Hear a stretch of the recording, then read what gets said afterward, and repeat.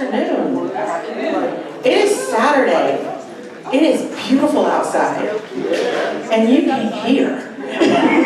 You are dedicated. I appreciate that. Well, hello, my name is Lori Wilson. I'm Vice Mayor here in Suisun City, and I am so happy to see all of you here. Very, very happy. I had the pleasure of going to our county fair last year, and I was walking around and I saw this booth, and I was like, what is that? And they were talking, they were busy, and I was kind of sitting there waiting, and then I walked a little bit away.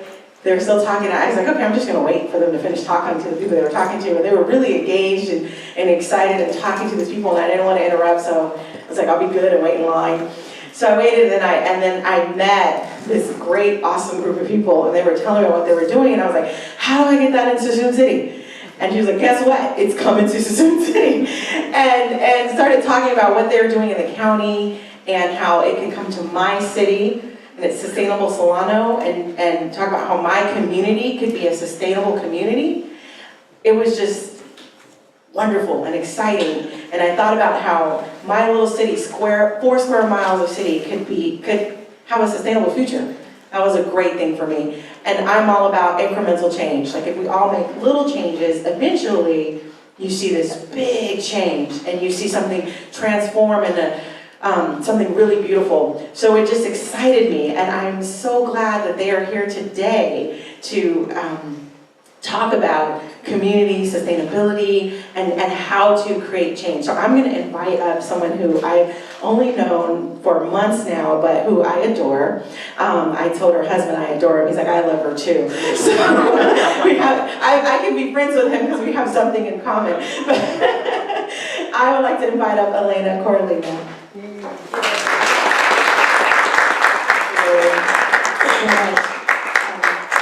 My name is Elena. I'm the Executive Director of Sustainable Solano.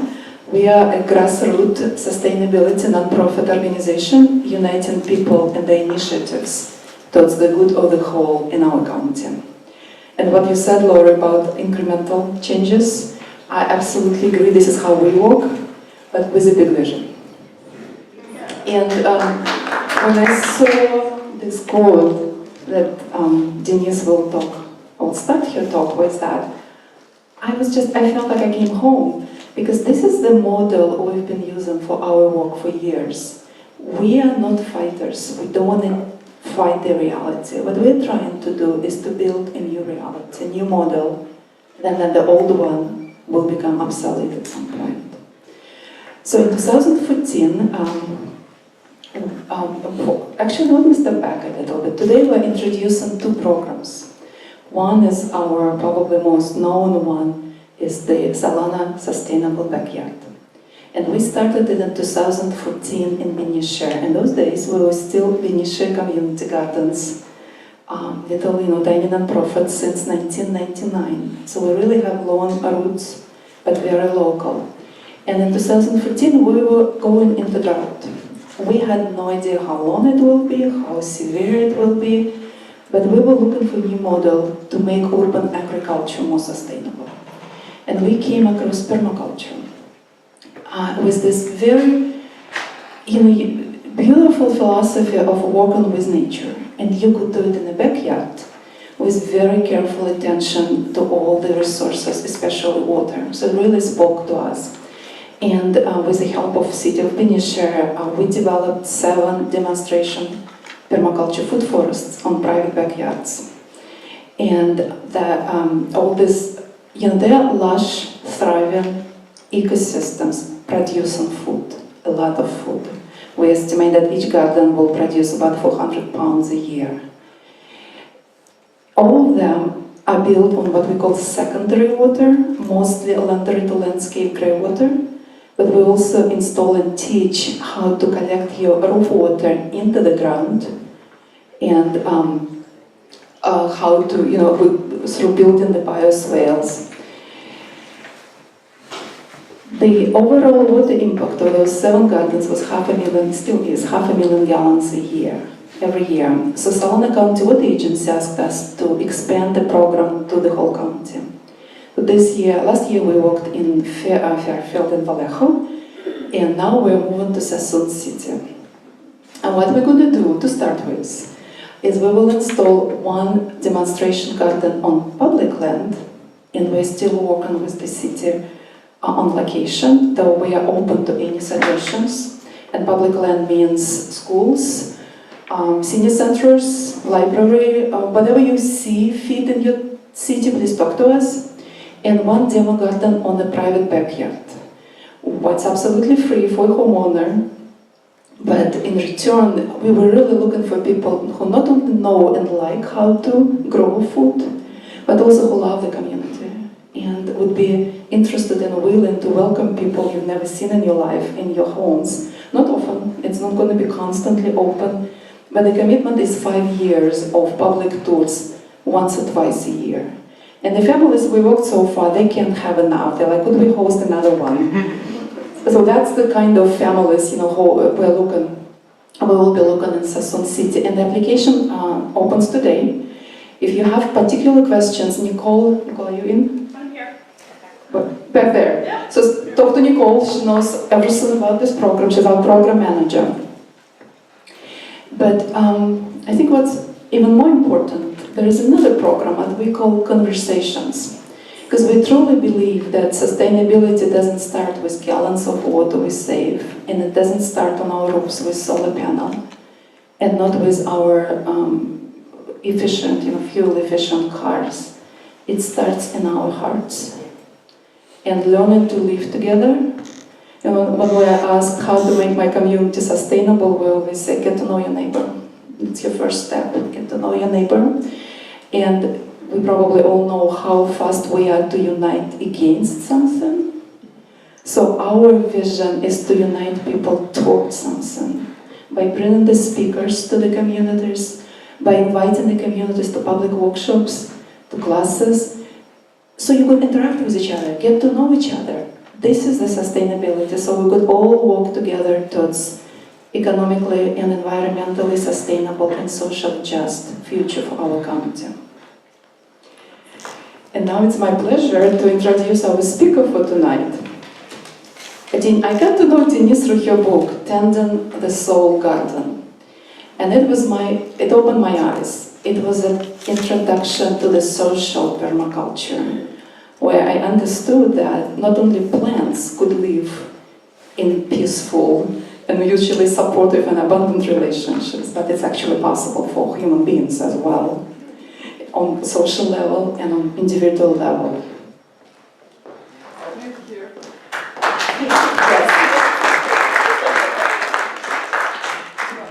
You ready to fully introduce? So that was my introduction. Okay, sounds good.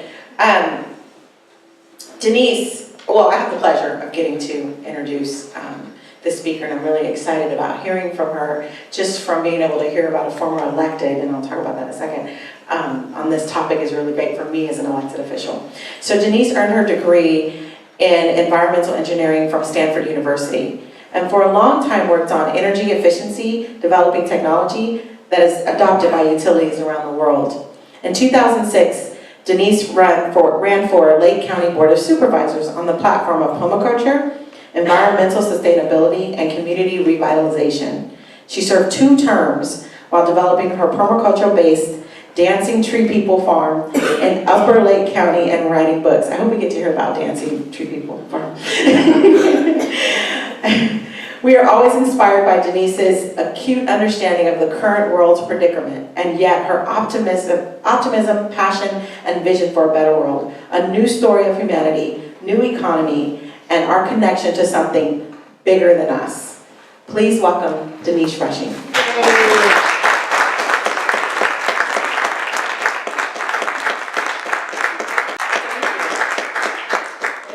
First of all, I want to congratulate Suisun City. I guess today, or this weekend, was the opening of the Grizzly Island Eco Preserve. So that's just fantastic, and I can't wait to go see it.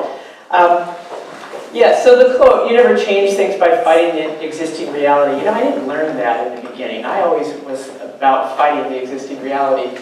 And so we do that, and we can get depleted very quickly.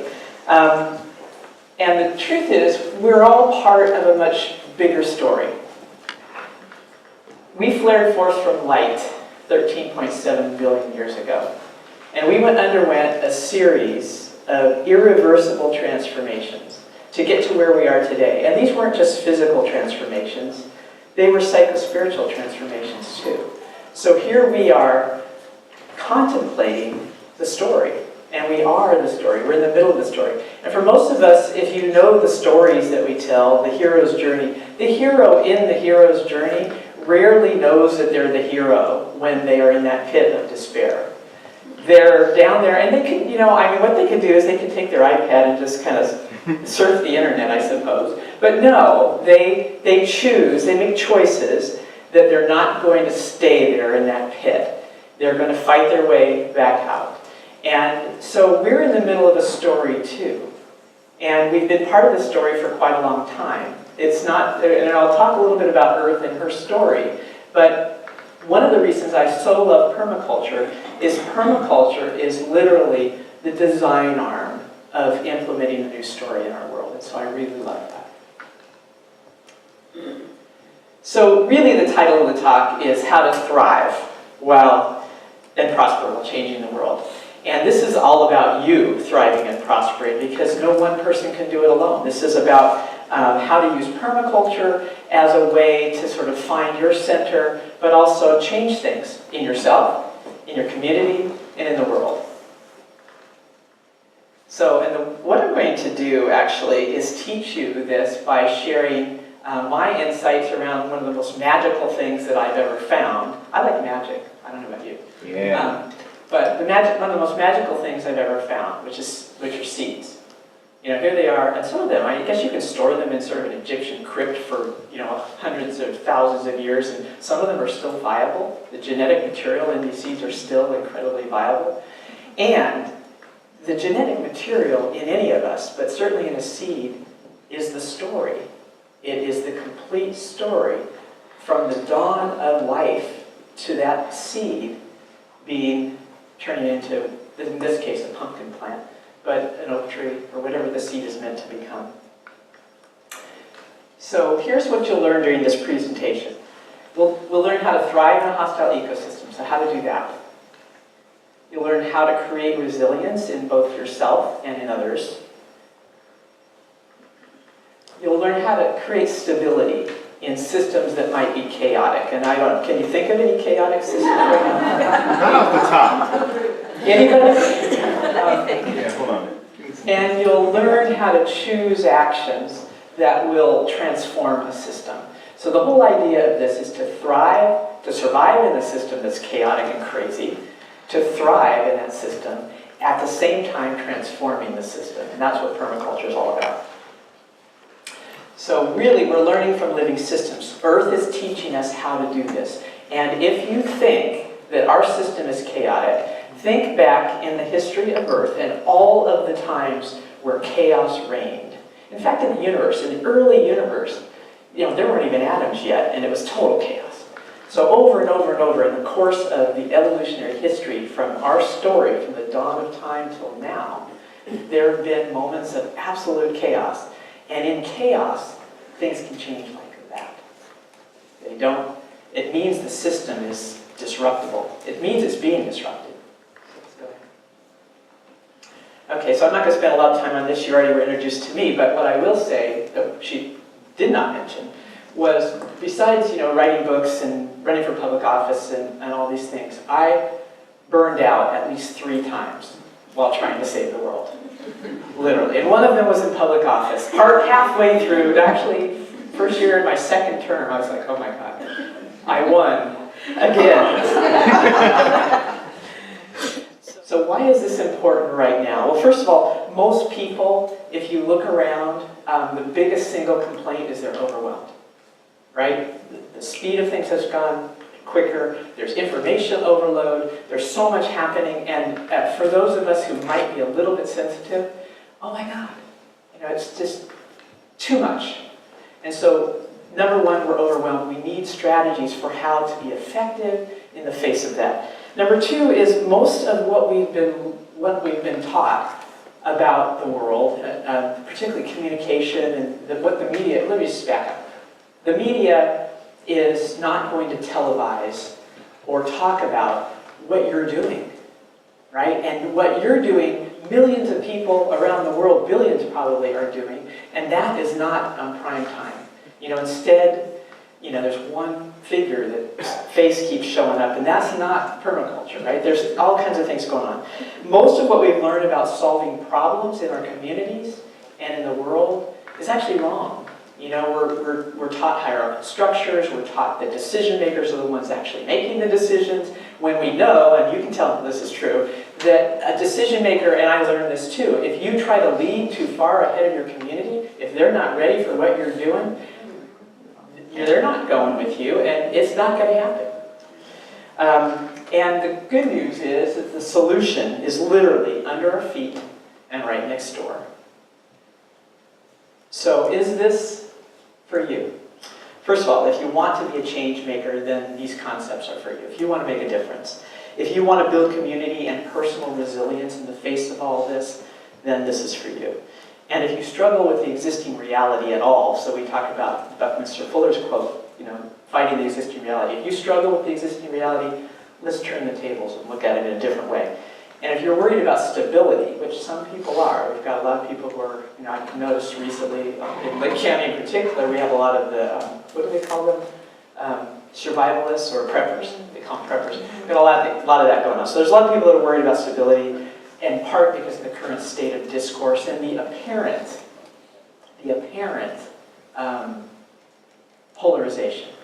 And I say apparent because the media loves to magnify that, but when you get people in a room, they're actually not as polarized as you might think. This slide is kind of an embarrassment, actually. This is a picture of me at age 7, and it is the one picture in my life that I was the most embarrassed about growing up. It's like a school picture my mother hung it on the wall, and I had to look at it all the time, and it was just like, I hated it. I absolutely hated it. And in a moment, when we advance the slide in a moment, I'll show you a picture of me 3 years later. And that was a picture I actually liked. But this picture I want to talk about a little bit because this actually represents a little kid who got moved around every year. My dad worked for the military. In fact, the final place he moved to before I went to college was Concord, California. He worked at the Naval Weapons Station out there. And so we moved every year or every 2 years, and I was shy, and I was always the one that was entering into the class as the new kid in the middle of the school year that, they immediately put me in kind of the dumb kids class because I was shy, I didn't talk a lot, and I didn't have a lot going for me, in these new situations. I would consider those systems all hostile ecosystems. But what I learned is I learned how to adapt in hostile ecosystems. There's me, there's my PF Flyers. And by age 10, I realized I was a pretty fast kid, and my PF Flyers were magic shoes. They would make me run really, really fast. And so I would don my PF Flyers, and I would talk about them, and then we would have a race, and I would always win against boy or girl. I was a really fast little kid. And immediately, I don't know what happens with athletic events in our culture, but it gets you status like right away. So the luck of that was that I got put in the science classes, the advanced science classes. And so I really got into, I call this my Star Trek phase. I really got into the future of Star Trek, that technology would save us. That would be the answer. I also discovered planet Earth. On November 5th, 1967, for the first time ever, this view was available to human beings. And I was that little Girl Scout, 10 years old. I was so excited. And humanity saw this image in color. And we began to see and understand the whole system, that we're part of a bigger whole. It really, literally changed the worldview of human beings. Now, granted, we kind of drift back into the old worldview from time to time, but it literally changed our worldview. And we began to see that we're part of a story.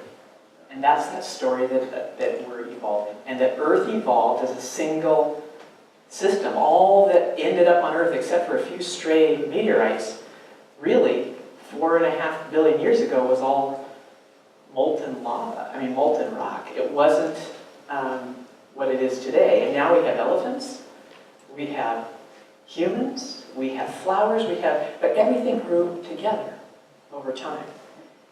And I was just fascinated by that. So years later, after maybe my second crash of like energy, I had a class, I was involved in the Center for Creation Spirituality, where I got my master's degree, and one of my classmates was Drew Dellinger. And Drew wrote a poem, and I'm going to read you the first stanza. How many have heard of Drew Dellinger? So you've heard of Drew. He wrote a poem, and it was actually quoted in the halls of Congress. And I'm only going to read you the first stanza of the poem, but you'll understand when you hear it why somebody who is as sensitive as I and you might be impacted by this poem. It's called Hieroglyphic Stairway. It's 3:23 in the morning, and I'm awake because my great-great-grandchildren won't let me sleep. My great-great-grandchildren ask me in dreams, what did you do while the planet was plundered? What did you do when the earth was unraveling? Surely you did something when the seasons started failing, as the mammals, reptiles, birds were dying. Did you fill the streets with protest when democracy was stolen? What did you do once you knew? Well, I'd spent a great deal of my life really not knowing. Actually, I was doing my Star Trek thing. Like, technology's going to save us. I was working in Silicon Valley. I was working on energy efficiency, which I believe would solve global warming. And I then encountered this poem. And that's only the first stanza of it. If we have time, I'll read the whole thing at the end. But here I was. Drew was like hitting me right in the heart. So this was in 2003. And so it really actually illuminated for me a pattern in my life. In 2003, I was a technology executive, but I had gotten burned out, so I turned farmer. Technology exec turned farmer. And that year, I awakened to that new worldview again, that story of the universe and Drew's poem and all of that. And I wanted more than anything to share what I learned. And so I was thinking, that's what I'll do on my farm in Upper Lake, California. My dream was to create environmentally sustainable, socially just, spiritually fulfilling human presence on the planet. I felt that somehow it was my role, somewhere in there, to say, hey, it's possible to change the story, to wake up to what's really happening. It's really possible. And so, but I realized that I had a pattern of having come from and navigated hostile ecosystems. From my family of origin that moved me every year, to a number of other things that happened, to academia, to technology in Silicon Valley, I always had sort of this gut feeling that I didn't fit in. It was like I was doing it and I was excited about what I was doing, but I felt like I needed to be doing something else, and I didn't really know what that feeling was all about. Ultimately, I decided to run for political office, and so that's not going to be stressful, hostile ecosystems. I served, and I always it's not. Oh my God. Well, we'll talk about that in a moment. So you'll see a lot of pictures of our farm, Dancing Tree People Farm here, because by farm, later isn't just mine. I formed an LLC, and we actually have a number of members on the farm now. But it became sort of a place of solace. And I literally got overwhelmed and burned out again, even though I'm in the middle of Lake County. Where are you going to get burned out in Lake County? But there I was. And so during this time, though, I had a real epiphany. I signed up for a permaculture gardening course. And in that course, the instructor, his name was Benjamin Farrer, and it was 2003, so we were, what he had us do is he had us do the lasagna method of building soil in our bed, and we did the layers of compost, and we did a layer of cardboard to keep the weeds, and we did layers of native soil, and we added a little straw in there, we did all that. And then he brought us over to the same exact kind of garden bed that the class 3 or 4 weeks, or maybe 5 weeks earlier had done. And over in that garden bed, it had already turned to soil. And it was warm, and it was rich, and there were earthworms in it, and it was fantastic. And he had us go, and we just plunged our hands into this soil. And as we were in there, everybody was quiet. And then he said, are you working the soil, or is the soil working you? And that's sort of when it hit me, is that permaculture is not just about gardening. Permaculture is more than gardening. What is permaculture? Well, on the surface, it's about transforming a little plot of land that might be sort of barren into a plush and rich garden. But it's really about transforming hostile ecosystems. And boy, I knew those in life. Transforming hostile ecosystems into systems that are abundant. And permaculture uses natural forces and agencies, so the goal is to actually work with nature as opposed to fighting against nature. And so now it was crystal clear to me that you could use permaculture to create massive change if you found the right places to start. So that became my vision of sort of, where do you begin? You know, what kind of experiments do you need to do? I would need a thoughtful design that would work with nature. So I needed to know how the nature of myself worked, how the nature of our place that we lived in worked. But I saw that I could apply those principles to the farm, to the garden, to the community, and beyond. The principles of permaculture. And I learned something really important for those of us who have a tendency to work our energies to depletion. I learned that you don't have to start big at all. You could start small. You can focus on processes instead of outcomes.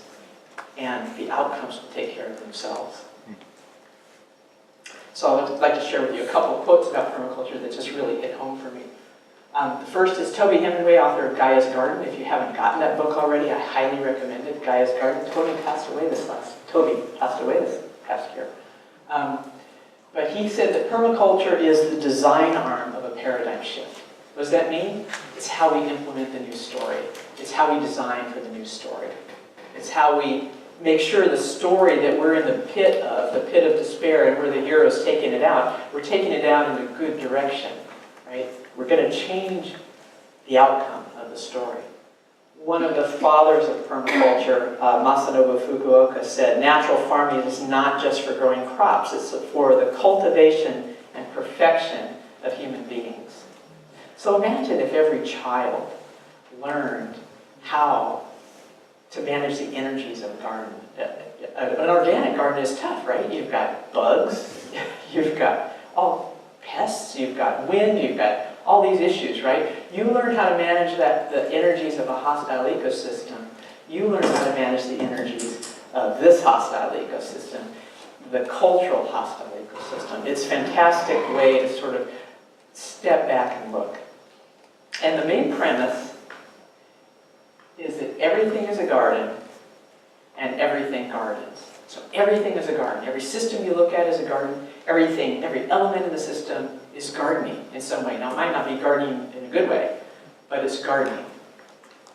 The aspects of permaculture, I'm not going to go into this in depth. I actually go into it in my book. There's plenty of other good books on permaculture, but I will spend a bit of time on the roots of the practice, because that's where I found the most transformation for myself and for others in my community. You start with an ethical intention, obviously. You start with a dream that you actually are going to have a better story, hopefully. Then you go into the roots of the practice. That's where you focus on process on a regular basis. Process and let the outcomes take care of themselves. And then there are a number of principles in permaculture, which, as I go through a few examples today, I'll touch on some of what those principles are. And there are 13, depends on the tradition of permaculture you follow. There's a Holmgren tradition and the Mollison tradition, and they each have sort of a different take on what these principles are, because they're both observing nature, saying this is what nature's doing. But they come down to about 13 principles, and most of them have to do with how to see the world differently, how to manage energies and energy flow, how to make decisions in a system like that, and how to manage the processes and the patterns. So here we are. If you look at this, this is actually a figure 8. This is a tree. And so the permaculture model is one of the energy flow in the tree. And you start with observation over time. Thoughtful, protracted observation. You're always observing what's going on in the system. Most mistakes in permaculture, as in community, I imagine, are when people think they know what's going on and they actually don't know what they don't know. And they make what's called in permaculture a class 1 error. Like you put a big giant pond and you realize, oh, that's where the pathway should have been, because everybody now has to walk around that pond. The next one, once you observe, you come up with a vision. I say vision, some people say dream, some people say audacious plan, something big, something community scale or world scale even. You can think as big as you like. It costs you nothing. Just think big. Doesn't mean you're going to have to implement the whole thing. We always get kind of caught up in that part. But think big. Think about what you really, really want. For me, I want an environmentally sustainable, socially just, spiritually fulfilling human presence on the planet. Now, do I think I can do that all by myself? I don't know, maybe, but probably not. Probably it's going to take us all, right? Then you design. You think, well, okay, what is that? If we're going to implement big, what would a design look like? What would, so in our community, I'll give you an example of a design we came up with where we were looking at big problems, but we wanted to start with the design. And then you move into action. You move into where do we begin? And this is where you start small, and we'll go into that in a moment. So these practices, observing, starting small, then expanding, and whole systems thinking, sort of permeate everything in permaculture. These are the ones that you constantly make a part of your system, a part of your day. Observe, think big, start small. Observe, think big, start small. And if you've got a design, you're going to start small based on kind of the first step that you see in the design. So these are the practices. These were key to me in my story. They teach us to observe energies, particularly our own, paying attention to what draws us into the picture. They teach us to see problems as opportunities. So after I started out observing my situation, how many times I've done some pretty amazing things. If I look back at my life, I go, wow, that was like amazing that I did that. But do I have the energy to do that now? No. So I would find myself in this depleted state, and I started seeing these energy and the relationship and the patterns in myself that I could begin to transform. And I began to look at myself as a system of energy coming in, energy going out. Negative energies coming in that maybe I didn't want. Negative energies going out. One of the reasons, I really love the introduction that said how positive I am, and the reason somebody might say that about me is that when I'm feeling cynical, I make it a practice just to not talk. I don't go out and speak to people if I'm feeling cynical. I don't want to put that energy out into the world. I'd rather it not be out in the world. I need to get myself together before, I need to be positive because the world needs that. And I don't want to be the one on the radio that's criticizing everything that somebody's doing. It's like, why? If you think you can do it better, then do it better. It's not that I realized that the principles in permaculture were basically the principles found in nature. They're the secret to transforming worldviews, to changing hearts and minds of other people, not because you've talked to them, but because they've experienced something. My biggest hope is that we see Earth as sacred. That someday we have this view that Earth is sacred. And those who experience soil are closer to realizing that than those who are having a heady debate on the radio. But soil became really key because soil turns death into life. Soil turns decay into nutrients for something new that can be abundant. So now I'm going to share with you my pumpkin seed story. So when I was in 4th grade, that 10-year-old, I guess, when I was in 4th grade, our teachers, I was brand new at the school again, and I was in this new science class, and we were planting pumpkin seeds, and the magic of a seed turning into a plant was fantastic for little kids, right? So I had 3 pumpkin seed plants, and mine were the tallest in the class because I wasn't competitive at all. But I was really excited about that. So I had, measured my pumpkin plants. And now it's time to take the plants home, and so we're hauling our little plants home in their little cartons, and I have my 3. And I had a next door neighbor who said, "I will help you transplant these plants into the ground." And I was very excited about that because I was now imagining the big picture, right? These are going to be great pumpkin plants. And so he did. And there were 3 plants that then looked like this, and they weren't tall at all. And I looked at that little plant, and when no one was looking, there were 3 of them there. I took one of them and I pulled it up a little bit. And this is what happened to that plant. And so I shoved it back in the ground. But the next day, it was dead, dead, dead. It was withered on the ground. I knew I was guilty. I was the one that had done it.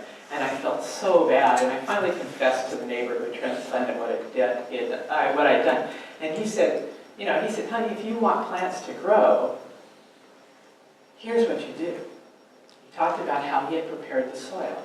He and I went and got this big old giant jug of fish fertilizer, and it smelled awful. And I thought, how could my plants like that? It's awful stuff.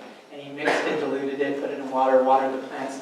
And my plants were huge within, literally every day I could see they were growing.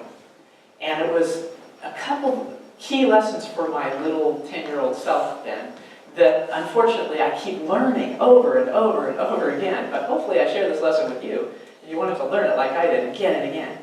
Number one is you can't force growing things. You give them what they need, and you allow them to grow. But you cannot force them to grow. You give them what they need, and you allow them to grow. And the other lesson is what they need might not be what you think they need. Fish fertilizer is pretty crummy stuff for human beings, but the plant really liked it. So sometimes you have to really understand what it is they need. And that was a key learning that I learn again and again. In fact, I learn it every single time I get to a place where I'm a little bit depleted. But I also learned that seeds are magical. They're magical. They're so magical that I'm going to just use them as an acronym here for this whole system of permaculture. Seeds. Number one, soil building. Number two, ecosystem approach. Big picture. Big picture. Number three, energy flow. Paying attention to your own and all the energy flow in the garden system. Number four, designing for growth. And number five, start small. It's the tree, but this is my little acronym because this is easier for me to remember. So let's go into this just a little bit, starting with soil building. So this is a lesson: create conditions for life to thrive, and then allow it. Allow it. And there's a little piece in there that I learned later in life, and that is trust. All right, trust that life will do it. You don't have to yank on the pump. You don't. And I'm going to show you, it's not the best resolution here, but you can see over the next few pictures, this is actually a little cob structure that was built by probably over 150 people on our farm over the course of a couple of years. We had a number of permaculture classes. I ran a number of little experiments because it was like start small. I didn't know what I'd like to do. I knew that I wanted to see change in the world, but I didn't know what I'd like to do. So I ran a number of experiments. One of them was cob building. One of them was basically trying to deal with monoculture farm that we had inherited and figure out what we were going to do with that, with food forests and things like that. Solar, I'm actually, because I came from the energy industry, energy technology in particular, I kind of went all the way to low-tech solar, which I really enjoyed cooking with the solar oven for some time. Kids love it. Kids love it. Goats, which actually wasn't, I won't call it a failed experiment, but they breed very fast. And there were a lot of them. So, and it turns out we don't have any large animal vets in Lake County that are on call, so you have to drive to UC Davis, and so goats we stopped after a while. We just played a little bit, there's a little labyrinth that we're doing with hay bales. But probably the most fun thing was something I didn't realize when I got to Lake County. I thought I was going to do this all by myself.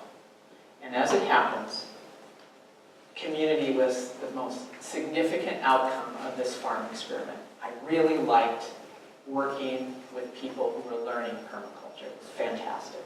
So that's key. We invited people in the community onto the farm to try things out, and we did a number of different things. And what that led to, ultimately, you'll see. Okay, so we're going to just kind of show you a series of slides here. Change takes place over time.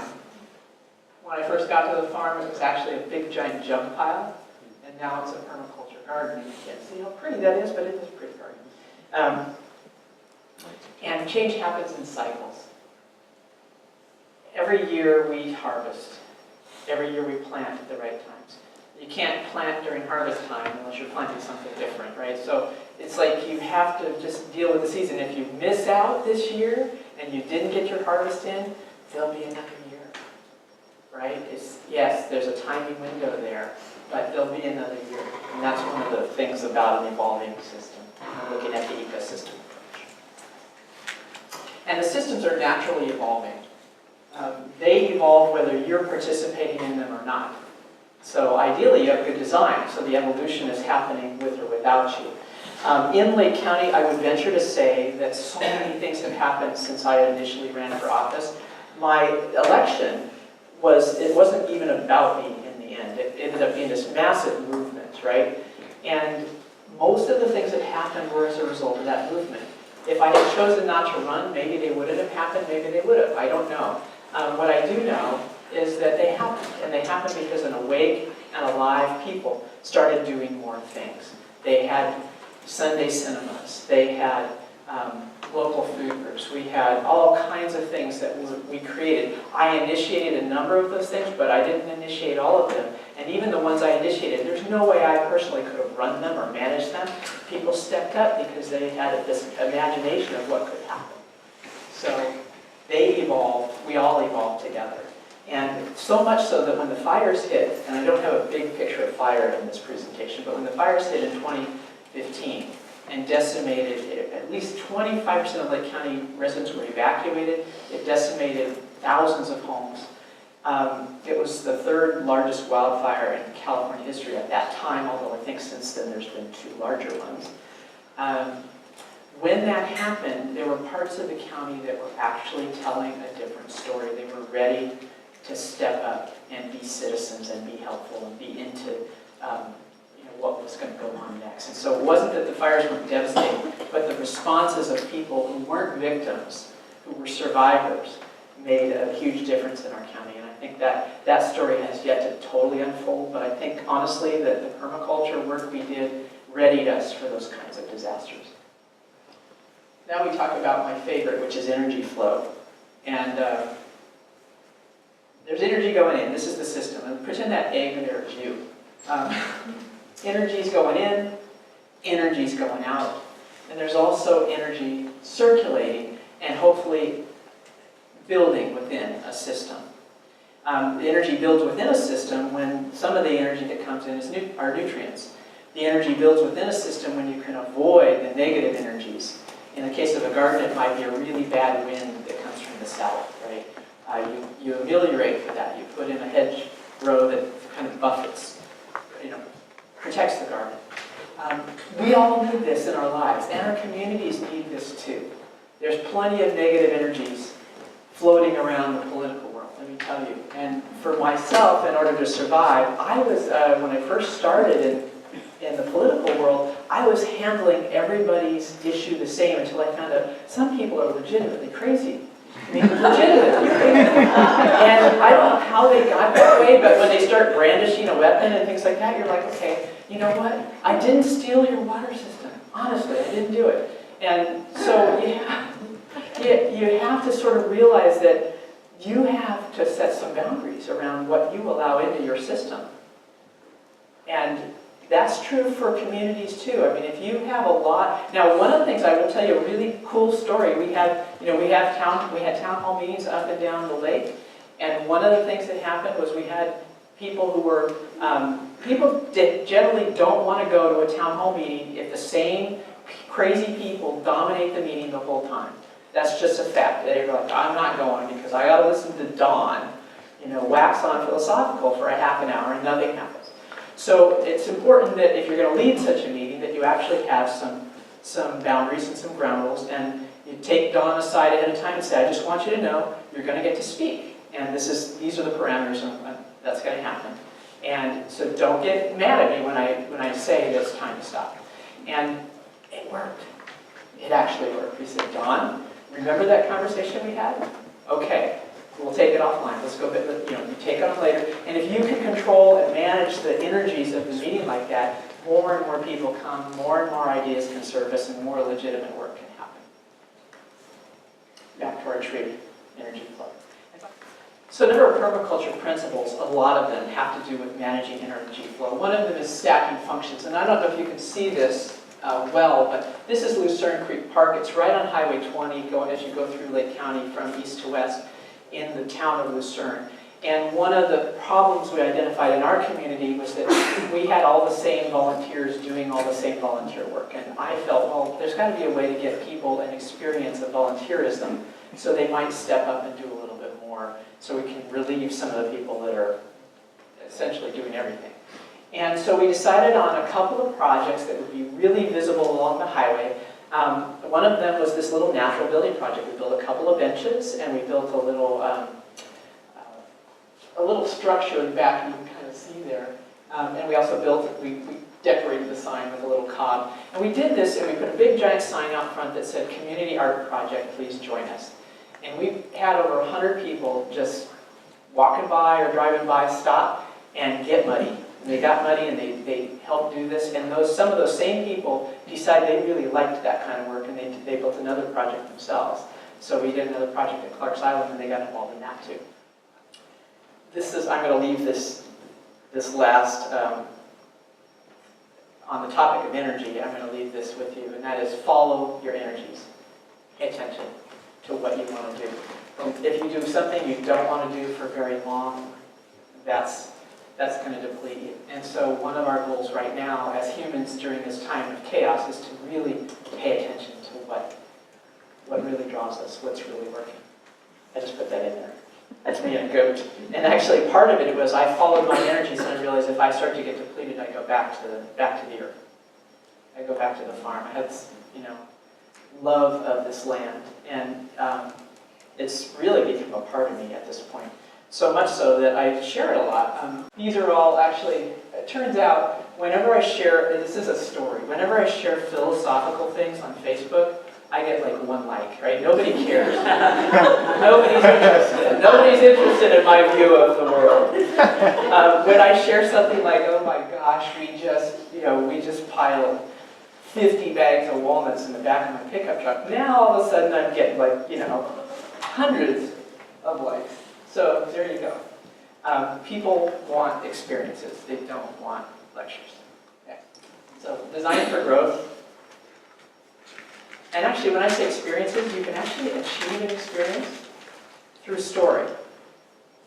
So I tell you the story of, back to that walnut truck. I'll tell you a really quick story just to give you a sense of how a story can affect people.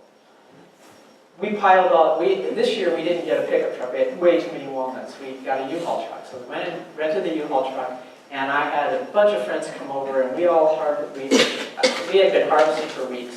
Probably had 150-pound bags of walnuts. And over the course of a morning, I had 3 or 4 friends come, and we loaded up that U-Haul truck. And we were about 3/4 of the way done when I realized I couldn't find the truck keys. They were gone. And I looked everywhere. Oh no. And they're still loading the truck, and I'm like, oh jeez, I dropped the keys into the walnuts. That's the only place they could be.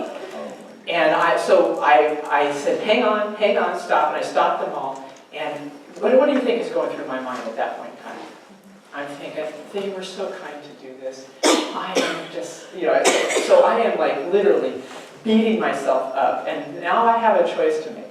I can beat myself up with them and just sulk and, I said, let me collect myself a little bit. And I don't know if you know those U-Haul trucks, they have that little granny attic thing above the cab. I curled up in a little ball up there, and I'm thinking, oh. And then I remembered sort of principles of resilience. I'm just really grateful for them. We're all having fun until this moment, right? At the moment I'm not having fun, but they're all having fun. And I could literally go out and make it not fun anymore and have them go, oh, it's okay, it's okay. Or I could just say, this happened, we'll figure something out. So I sort of just focused on the gratitude for them, focused on the problem now, which is missing truck keys. I called U-Haul, no, they don't have a duplicate. So I went out and Terry Daniels, who's a really delightful person on our farm, he says, hey, what if we just clear a little staging area in the back of the truck here and take maybe 7 or 8 bags off and use that as a staging area just to move bags so we don't have to unload the whole truck. So then we did that in about 15 minutes, we found the keys. And yay, you know, I bought everybody pizza. But anyway, so back to the story. Design for growth. Everything gardens, everything is a garden. We have to look at the patterns of the garden and then get down to the details. One of my favorite things, I don't have a slide of this, but I love fractals. I love the design of fractals because you can have a little fractal in a really tiny design and you realize that design is going to replicate itself into the big picture. We're all doing that. Everything you're doing here is doing that in the bigger picture. Another permaculture principle of the 13 that works with design is work with nature and within nature. What does this mean? What does it mean? Well, it means nature can be really expensive if you keep fighting her. Those of us who deal with levees know that, right? You know, if there's a levee, nature always wins. Nature's going to win. So the idea is work with nature. And work within nature. Watch where those energies are going and cultivate them, manage them, catch and store them. That's why solar is so cool. This is also stability. So I promised you we'd talk a little bit about stability. We're living in what feels like a very unstable world.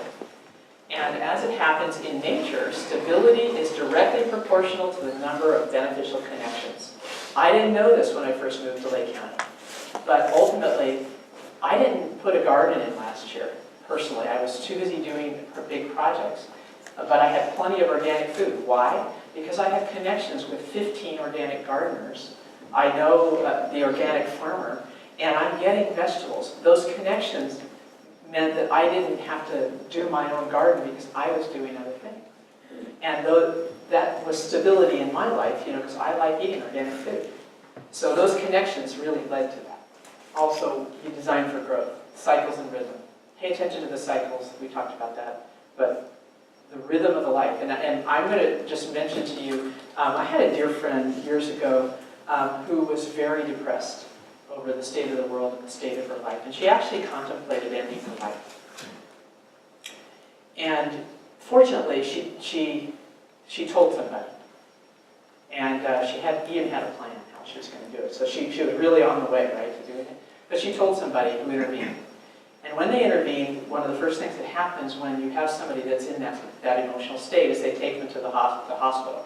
And at the hospital, what do you suppose they're asking them? Are you sleeping? What are you eating? You know, what's your daily exercise? So they're asking them questions about their daily rhythm. You know, what are you doing? And then when they work with them and the person agrees to go home, they go home with an agreement. I didn't know this, but this is what happens. They go home with an agreement, and the agreement basically says, you're going to try to get at least 8 hours of sleep at night. You're going to eat these kinds of foods and avoid these kinds of foods. You're going to drink plenty of water, and you're going to meditate regularly. You know, so they have a list of things. And I realized, wow, you know, you don't have to be suicidal to actually realize that the rhythm helps you grow. And as it turns out, nature counts on cycles and rhythms. That's why climate disruption is so difficult, because we count on the climate being predictable relatively. Nature can grow. We can grow. Our psyche can grow if we have rhythm. It's almost, it's kind of hard to believe actually until you really do it. But if you get into a regular practice, suddenly you see that you've grown. And you didn't even realize it was happening. It's like pay attention to process, and the outcomes will follow. And of course, nature, if you design for growth, literally can be unlimitedly abundant. And that's another principle of permaculture. You can literally, you're only hamstrung by your imagination and the information you have available to you. Start small. This is actually my personal favorite as somebody who's been, you know, depleted multiple times. Start small and replicate what works. Let's go. This is a seed ball. I don't know, how many of you are familiar with what a seed ball is? A few of you are, that's great. So a seed ball, for those of you who aren't familiar, is a group of seeds that hopefully like to grow together. They're a guild of seeds, like there might be a seed that grows tall that another vine might grow up. Some of the seeds might fix nitrogen while others use nitrogen, etc. So you have a little group of seeds. You mix it into a ball of clay and compost. So that little seed ball has everything it needs to restore devastated places. In that one little seed ball is the vision of the whole design. You can imagine a field of vetch and oats. You can imagine the whole field in that one seed ball. But of course you want a lot of them. So you've got this devastated, clear-cut area, and you've got a seed ball. I know permaculturists who are like, guerrilla seed ball throwers. They're out there throwing seed balls into devastated landscapes. But why does a seed ball work so well? And I'm going to suggest that a seed ball actually gives us a really good model for making decisions on what we want to spend our own energies on. Okay, one of the reasons it works, it's small. It can wait, it's protected, it can wait for the rain to be right, or the moisture to be right, for the temperature to be right, it can wait. It's got a little protective covering over those seeds. It's a guild. So there's a community, basically, in there of seeds that know how to support one another. It is self-contained. It is its own little project. Even if none of the other seed balls make it, that little seed ball could be the start of something big. So it's self-contained, and it is designed to really regenerate devastated areas. These are the transformational project criteria. Go ahead.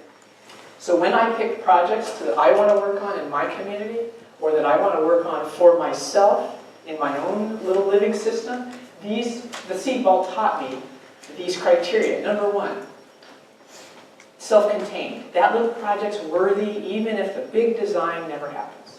That little project will be a good little sign on Highway 20 in Lucerne, even if nobody learns natural building, even if we don't get volunteers, even if nothing changes in Lake County, at least the sign is pretty, right? So it's valuable all by itself. It is low risk. In other words, you're not betting the farm on that one project. You have to put your life savings into that one thing, not knowing if it's going to work or not. It removes barriers for the larger vision. So the larger vision in Lake County was that lots of people are engaged and involved. One of the barriers is they don't know how to be a volunteer. So it removes a barrier, it's teaching people how to be a volunteer. It contains all the elements of the larger design.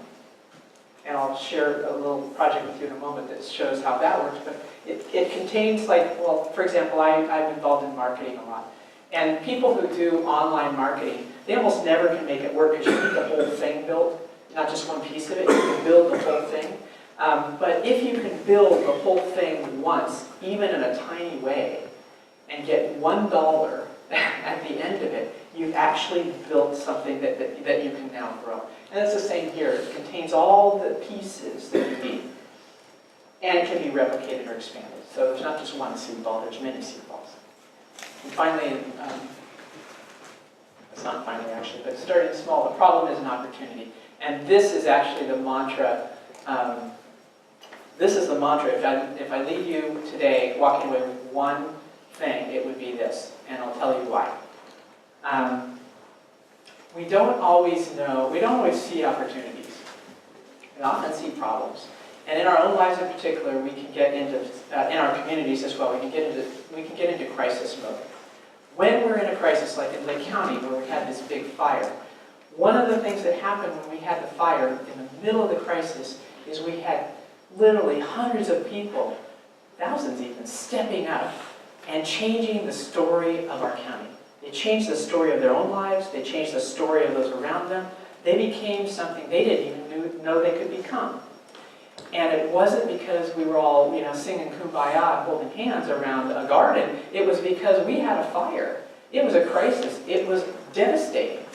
So the crises in our lives, if you go back and you look at the crises in your life, your own, or the crises in the life of your community, in that crisis is the seed of what could be. It's the seed of the opportunity.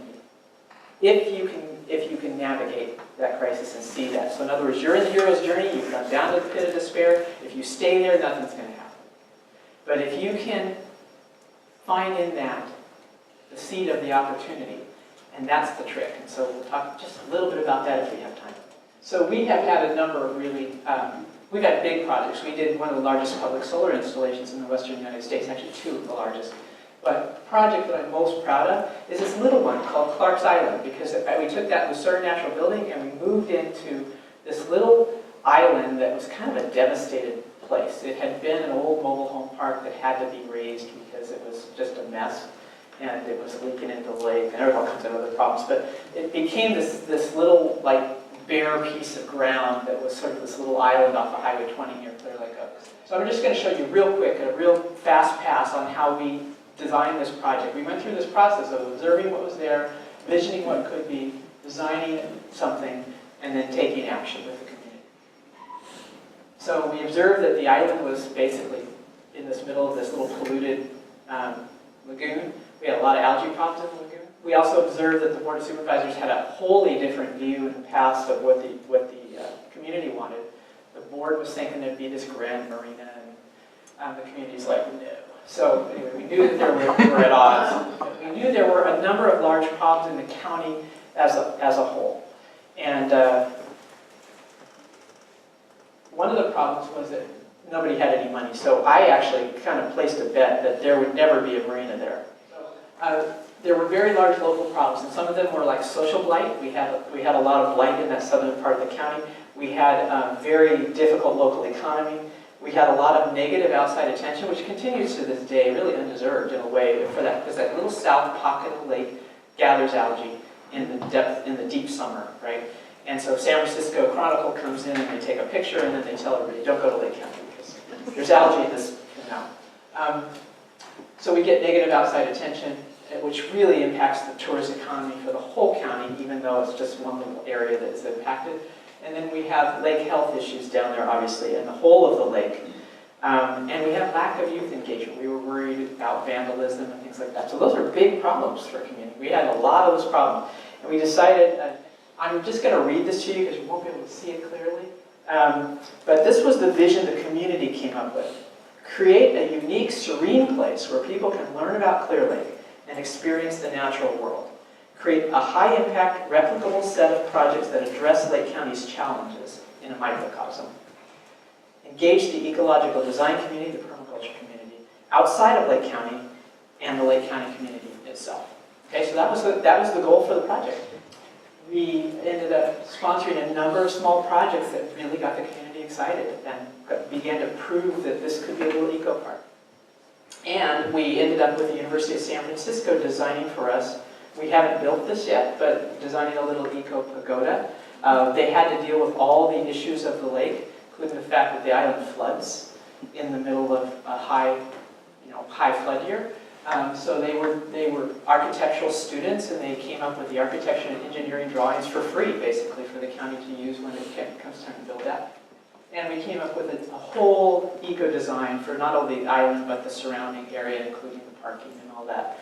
I should say none of this, just a fraction of this has been actually implemented, but the community is very excited about it. So that, every now and then there's another project that they'll engage in. It turns out, I thought it was going to be like, I don't know, we'll do it in 6 months. No, it's going to take years, but the community stays engaged because it's really quite a beautiful place.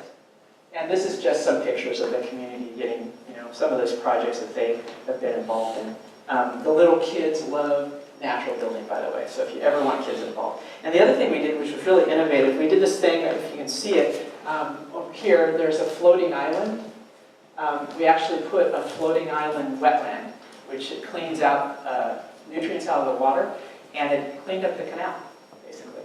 So that was really awesome, too. So let me just summarize. Everything is a garden. Everything in our lives. So here's what we do. Number one, we build soil. Basically feeding what it is we want to grow. That's where we focus. Number two, we create the new ecosystem, a new story in ourselves and in others. So we look at the whole ecosystem and we're imagining and creating a new one.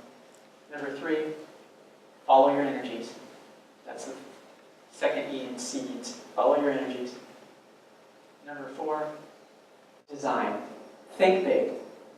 Think big. Costs you nothing. finally, start small. One little seed ball literally has everything in it to regenerate a devastated place. So this is us creating a new story. And if we have a moment, I could read Drew's poem. Do we have time? Almost out. We'll leave. I'll tell you where it is then. It's called Hieroglyphic Stairway. I think it's in his book, Love Letters to the Milky Way. And you can also find it online. So thank you so much.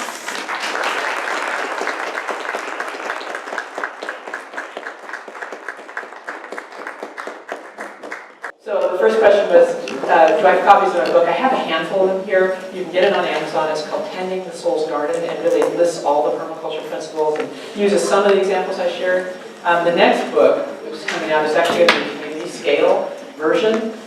So that, I have a working title right now. The working title is Permaculture Politics, but maybe it'll be something else. Anyway, yeah. Does Lake County or any particular town or city in Lake County have a general plan that you've worked on? Yes, we have the general plan, and during my term in office, we updated the general plan. When I got there, it was like, I don't know, 20 years old. So we redid the entire general plan, and actually one of the start small and expand things we did was, I had a little group of people who were highly engaged, and some of them were permaculturists, do what we call the shoreline area plan in the North Shore My District. We did the shoreline area plan prior to the general plan and everybody else's area plans.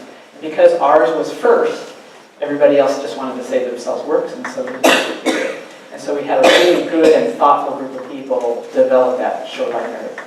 Yeah. Yes, in the back there? In the book you mentioned Reverend Thornton. Yes. Who was there initially, and at the point he became active, or they became aware that there was a problem, could it have gotten much worse than when he mobilized the community? Yeah, so he's speaking of Reverend Thornton in Clear Lake Oaks, where there was a problem of blight in the middle of town. There were a bunch of mobile homes, there's a lot of meth activity.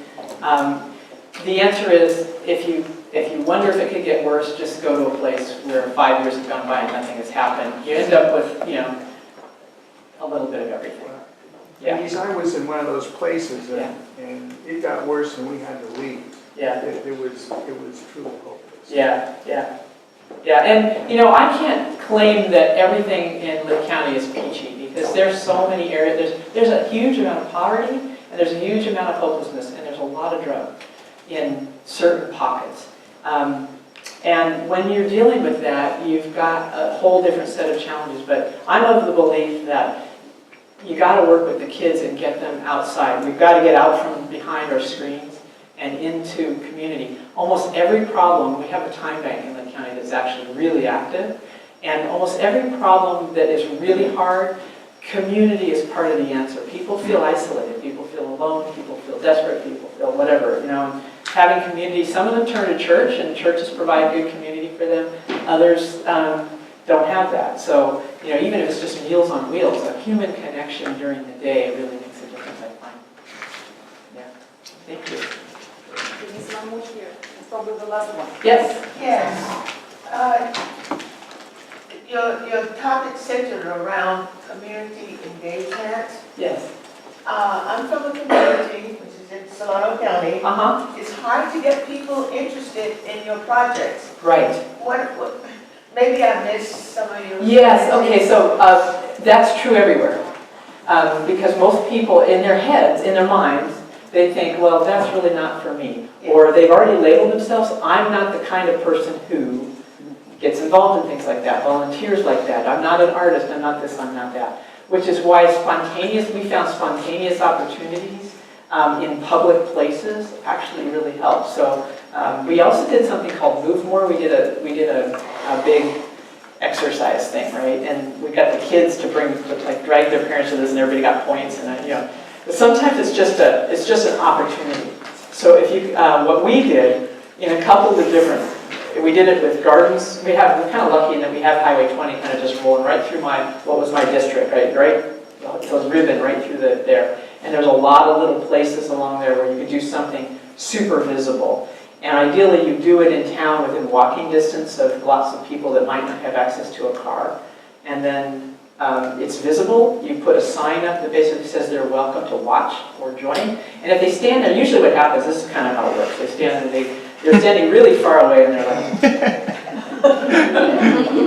and you motion and say, come on, just come over. And so then they get a little closer and they're like,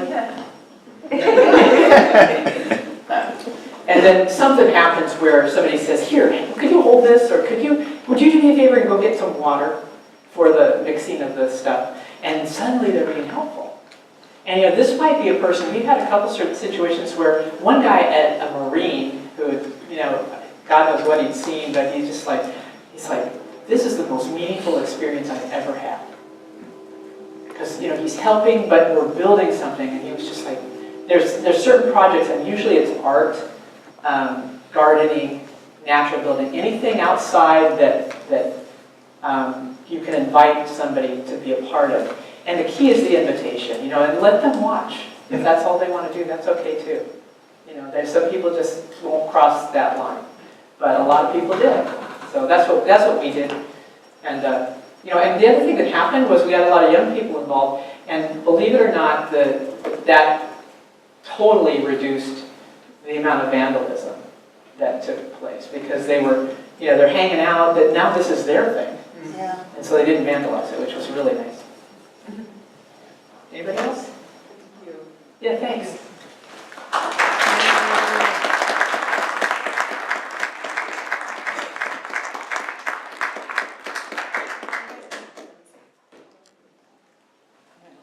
It's on. Oh, it's on. Okay. Did you guys enjoy that? Yes. Good. So I hope you follow Sustainable Solano and what they're doing. This tonight was about this afternoon was about a conversation, and they are going to be hosting conversations not just in Suisun City but all over Solano County on various different topics. There's 4 pillars, and I'm struggling to remember them right now, but there's 4 bookmarks out there that you can grab to hear more about what kind of conversations they're having in the community. It's all about really what Denise talked about today. So I encourage you to participate. I encourage you to follow Sustainable Solano and really see what that means for you and what that means for your community, and be that incremental change that we need, not just in Suisun City, but in Solano County. Thank you so much.